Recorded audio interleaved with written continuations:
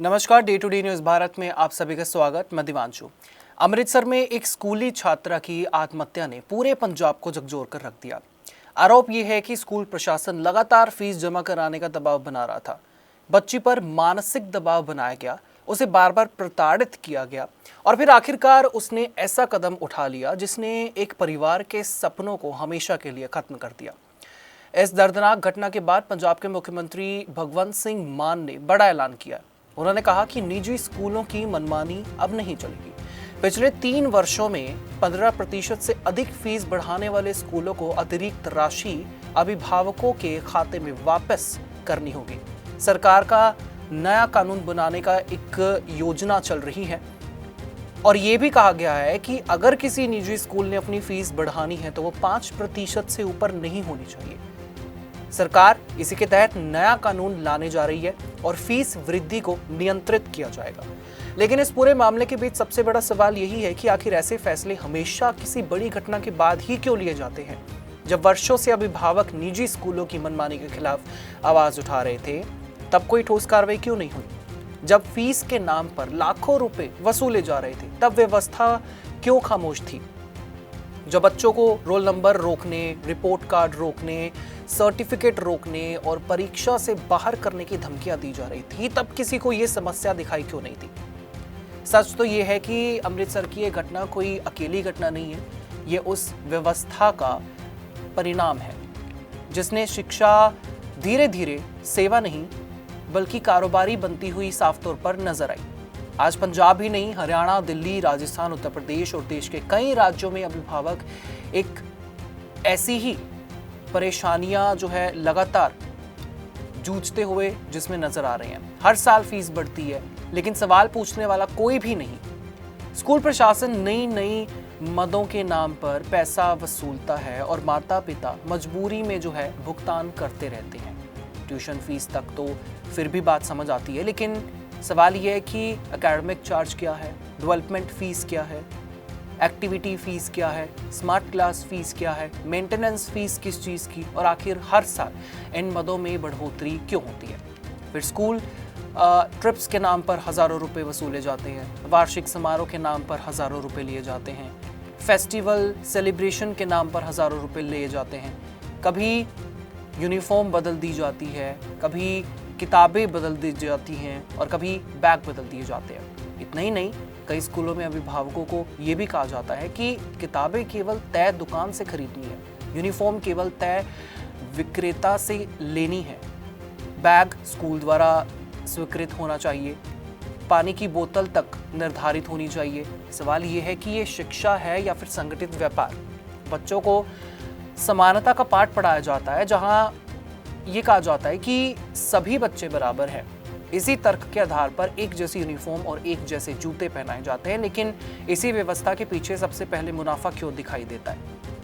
एक मध्य वर्गीय परिवार अपने बच्चों को अच्छी शिक्षा दिलाने के लिए दिन रात मेहनत करता है। कई माता पिता अपनी ज़रूरतें छोड़ देते हैं लेकिन बच्चों की फीस समय पर भरते हैं। इसके बावजूद उन्हें बार बार अपमान का सामना करना पड़ता है।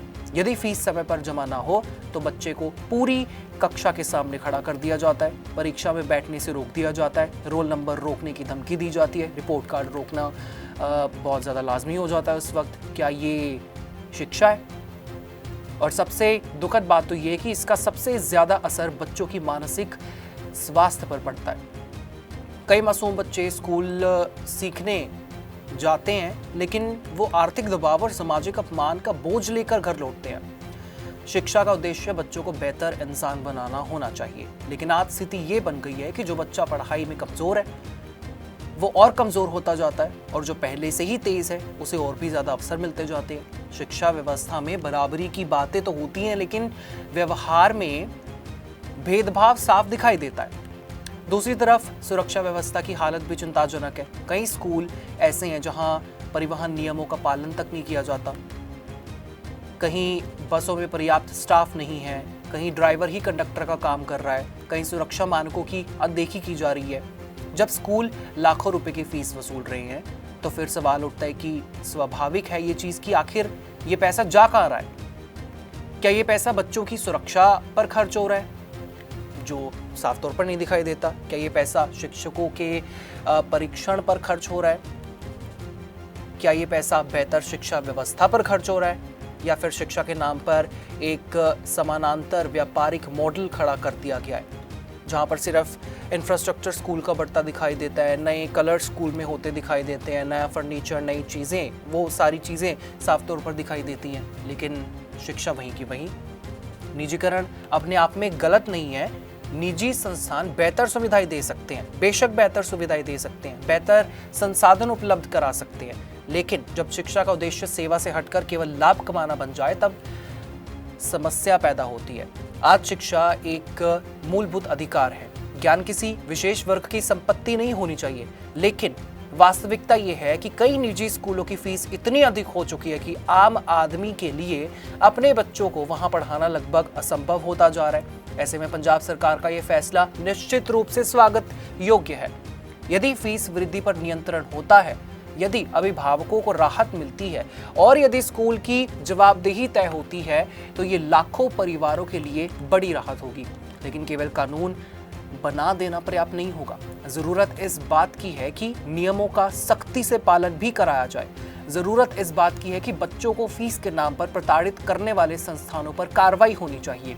जरूरत इस बात की है कि रोल नंबर, इसके साथ साथ सर्टिफिकेट्स, इसके साथ साथ परीक्षा और उसके लिए फीस वसूली का जो हथियार है वो बनाने वालों को जवाबदेही ठहराया जाए। जरूरत इस बात की है कि शिक्षा को व्यापार नहीं, जिम्मेदारी समझा जाए। अमृतसर की छात्रा अब वापस तो नहीं आएगी, उसका परिवार शायद कभी इस दर्द से बाहर नहीं निकल पाएगा, लेकिन यदि उसकी मौत के बाद व्यवस्था सचमुच बदलती है, यदि लाखों बच्चों और अभिभावकों को राहत मिलती है, तो शायद ये बदलाव भविष्य में किसी और परिवार को ऐसे दर्द से बचा सके। अब देखना ये होगा कि सरकार का ये ऐलान कागजों तक सीमित रहता है या फिर वास्तव में शिक्षा व्यवस्था में वो बदलाव लाता है, जिसकी मांग अभिभावक वर्षों से करते आ रहे हैं। क्योंकि शिक्षा अधिकार है, सौदा नहीं, और स्कूल ज्ञान के मंदिर होने चाहिए, वसूली के केंद्र नहीं। यहाँ कंस्ट्रक्शन में हम क्वालिटी से नहीं खेलते हैं। यहाँ पे कंस्ट्रक्शन फील्ड से नहीं, प्रिसीजन से हो रही है। तो genesis Heights project RERA approved है, SBI अप्रूव्ड है, कंस्ट्रक्शन फुल स्विंग पे है।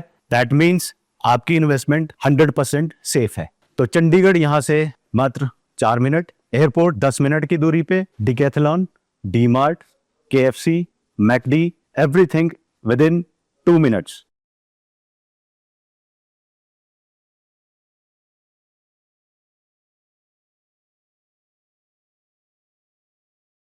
आपका इसके बारे में क्या कुछ कहना होगा, आप हमें कमेंट सेक्शन में ज़रूर बता सकते हैं। Day to day news Bharat आपके साथ हमेशा वादा करता है निष्पक्ष और सटीकता के साथ आप तक हर एक खबर, इन्फॉर्मेशन और अपडेट इसी तरीके से पहुंचाता रहेगा।